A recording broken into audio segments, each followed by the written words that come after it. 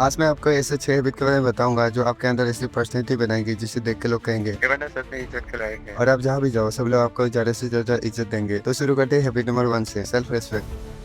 बहुत लोग सोचते हैं कि इज्जत मिलती है किसी पेज से, पैसे से या फिर सक्सेस से, लेकिन असली रिस्पेक्ट कब मिलती है? जब आप खुद को इज्जत देते हो, जब आप खुद से प्यार करते हो, अपने आप को एक ऐसे दोस्त की तरह ट्रीट करते हो जिसे तुम कभी भी हर्ट नहीं कर सकते। हम अक्सर दूसरों की तारीफ करते रहते हैं, उनके अचीवमेंट्स पे क्लेप करते हैं, लेकिन जब बात अपनी होती है तो हम खुद को जज करते हैं, अंडर एस्टिमेट करते हैं। लेकिन जब तक आप खुद से रेस्पेक्ट से बात नहीं करेंगे, दुनिया भी आपसे वैसे ही बात करेगी। सोचो, अगर आप भी अपने डिसीजन को डाउट करते हो तो दूसरा इंसान क्यों मानेंगे कि आप कैपेबल हो? एक छोटी सी कहानी सुनाता हूँ। एक लड़का था, इंटेलिजेंट, क्रिएटिव, हार्ड वर्किंग, लेकिन हर बार अपने आप को कंपेयर करता था। उसने स्टार्टअप खोल लिया, मैंने क्या किया, उसके फॉलोअर्स ज्यादा हैं, मैं पीछे हूँ। हर कंपटीशन उसकी सेल्फ रेस्पेक्ट को थोड़ा थोड़ा तोड़ता गया। एक दिन उसने अपने मेंटोर से पूछा, मैं कामयाब क्यों नहीं हो पा रहा? मेंटोर ने सिर्फ एक लाइन कही, जब तक तू खुद को वैल्यू नहीं करेगा दुनिया तुझे प्राइस टैग लगा के बेच देगी। बस वही दिन उसकी जिंदगी का टर्निंग पॉइंट था। उसके बाद उसने खुद को इज्जत देना स्टार्ट किया, अपने डिसीजन के लिए खड़ा हुआ, गलती हुई तो एक्सेप्ट की, लेकिन अपने ऊपर से कभी विश्वास नहीं आता। सेल्फ रेस्पेक्ट का मतलब ये नहीं कि आप इगोइस्टिक हो जाओ। सेल्फ रेस्पेक्ट का मतलब होता है अपनी बाउंड्रीज बनाना, गलतियों से सीखना, लेकिन खुद को नीचा ना दिखाना, अपने स्टैंडर्ड्स पर खड़े रहना। आपने कभी नोटिस किया है वो लोग जिनके अंदर एक साइलेंस कॉन्फिडेंस होता है, वो अपने ड्रेसिंग से, बोलने के तरीके से या फिर प्रेजेंस से एक वाइब्रेशन देता है। ये वाइब्रेशन आता है सेल्फ रेस्पेक्ट से। आप किसी से ज्यादा बनने की एक्टिंग नहीं करोगे, आप किसी के सामने झुकने की जरूरत महसूस नहीं करोगे, आप नो बोल पाओगे बिना गिल्टी फील किए, आप क्रिटिसिज्म को एब्जॉर्ब कर पाओगे वो भी बिना टूटे, और सबसे जरूरी बात, आप खुश रहोगे वो भी बिना अप्रूवल के। तब आप समझ लो कि आपने थोड़ी बहुत तो इज्जत कमा ही लिया है। और रोज सुबह उठकर खुद से एक लाइन बोलो, मैं वर्थी हूँ, मैं वैल्यूएबल हूँ, मैं अपनी इज्जत करता हूँ। आप देखोगे कि धीरे धीरे दुनिया भी वही लाइन आपके लिए रखेगी और आपको इज्जत देना स्टार्ट करेगी। बोलने से पहले सुनना सीखो।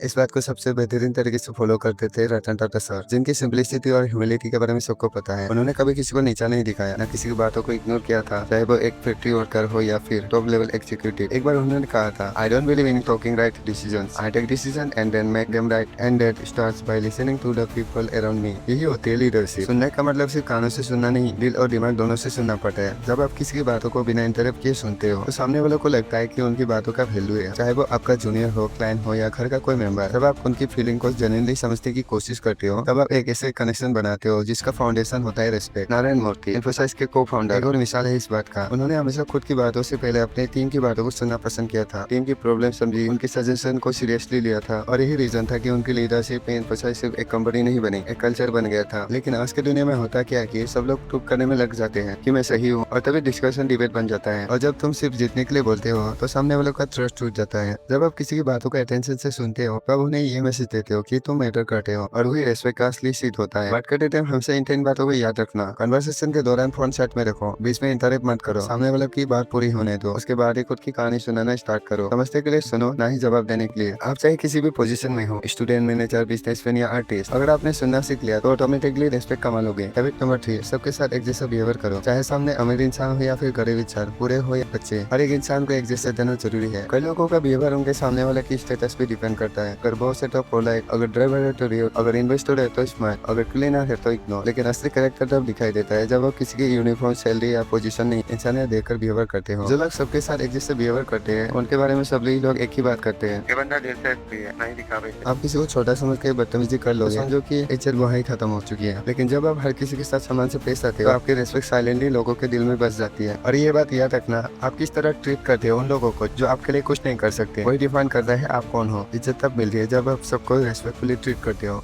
हैबिट नंबर 4, गलती मानने का जज्बा। ईगो से नहीं, इंसानियत से जीतो। एक बात याद रखना, गलती करना इंसानी फितरत है, लेकिन गलती मानना और जज्बा होना एक इंसानियत का असली इम्तिहान है। अक्सर लोग सोचते हैं अगर मैंने मान लिया कि मैं गलत हूँ तो मेरी इमेज खराब हो जाएगी, लोग मुझे कमजोर समझेंगे, मैं छोटा पड़ जाऊंगा। लेकिन जब आप गलती एक्सेप्ट करते हो तब आप लोगों के नजर में छोटे नहीं बड़े बन जाते हो। गलती मान लेना वीकनेस नहीं होती, वो तो खुराक का सबसे ज्यादा रो फॉर्म होता है। प्रॉब्लम क्या होती है? ईगो। ईगो हमें रोकता है कहने से सॉरी, मुझे गलती हो गई, मुझे तुम्हारी बातों पर ध्यान देना चाहिए था। लेकिन जब आप ईगो को साइड रखते हो तब आपके अंदर से एक असली लीडर निकलता है, एक ऐसा इंसान जिसे लोग सिर्फ फॉलो नहीं करते, दिल से रेस्पेक्ट करते हैं। क्या आपके अंदर ये हिम्मत है कि आप कह सको मैं गलत था लेकिन मैं सुधर रहा हूँ? क्योंकि जब आप गलती एक्सेप्ट करते हो आप अपने कैरेक्टर को ग्रो करते हो, आप लोगों के साथ जेन्युइन बॉन्ड बनाते हो, आप एक बेहतर इंसान बनते हो। जो गलतियों को छुपाता है उसे लोग याद नहीं रखते, जो गलतियों से सीखकर सामने खड़ा होता है उसकी मिसाल दी जाती है। हैबिट नंबर 5, सबकी सोच को समझना सीखो। अक्सर हम रेस्पेक्ट को गेस्चर से जोड़ते हैं, नमस्ते करो, प्लीज बोलो, थैंक यू कहना मत भूलना, बट असली रेस्पेक्ट शब्दों में नहीं होती है। असली रेस्पेक्ट होती है समझ समझने में, हर किसी का पर्सपेक्टिव समझने में। दुनिया में हर इंसान का बैकग्राउंड अलग होता है। किसी ने गरीबी देखी है तो किसी ने प्रिविलेज, किसी का बचपन खुशियों से बेहतर था तो किसी ने जिंदगी बचपन में ही देख ली। तो नेचुरली सोच भी अलग होती है, लेकिन हम क्या करते हैं, किसी की बात सुनी नहीं तो नहीं जज करना स्टार्ट कर देते हैं। ये तो नेगेटिव बंदा है, इनकी थिंकिंग में बैकवर्ड है, इसे कुछ पता ही नहीं, बस बोलते जा रहा है। लेकिन एक बार रुको, सोचो अगर तुम उसकी जगह होते तो क्या करते हैं। जब तुम रेस्पेक्ट की बात करते हो तो सिर्फ मैनर्स की बात नहीं कर रहे होते हो, तब तुम एम्पैथी की बात कर रहे होते हो। जब आप किसी की बातों को बिना इंटरव्यू किए सुनते हो, जब आप उसके इमोशन, उसके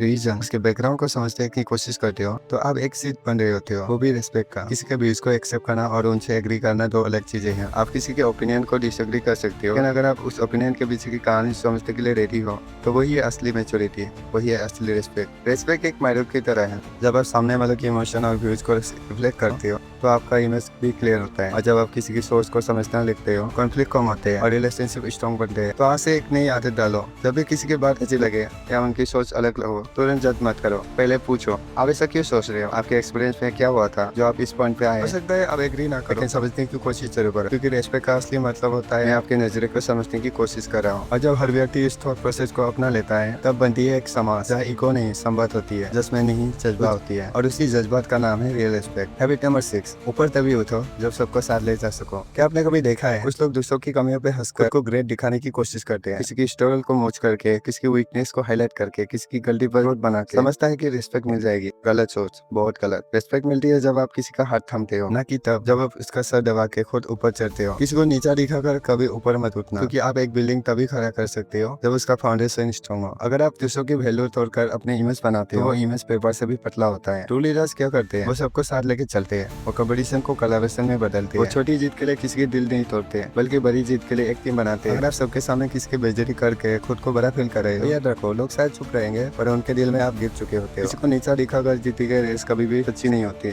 लंबी दौड़ वही जीतता है जो सबको साथ लेके चलता है। सोचो, जब आप एक इंसान की गलती को लोगों के सामने एक्सपोज करते हो तो आप शायद क्लेम ले जाते हो, लेकिन जब आप उसी गलती पर उसके हाथ पकड़ते हो और कोई की सुधारने में हेल्प करते हो, तब आप एक डील जीत लेते हो। रेस्पेक्ट तब बिल्ड होती है जब आप अनफेयर करते हो, जब आप सपोर्ट करते हो, जब आप दूसरों को फील करवाते हो कि मैं तेरे साथ हूँ। रेस्पेक्ट के लिए हमें खुद की ईगो को हटा के खुद को चेंज करना पड़ता है, और सबसे पहले दूसरों को इज्जत देना चाहिए। तभी लोग तुम्हें और तुम्हारी हर एक सिचुएशन को इज्जत देंगे।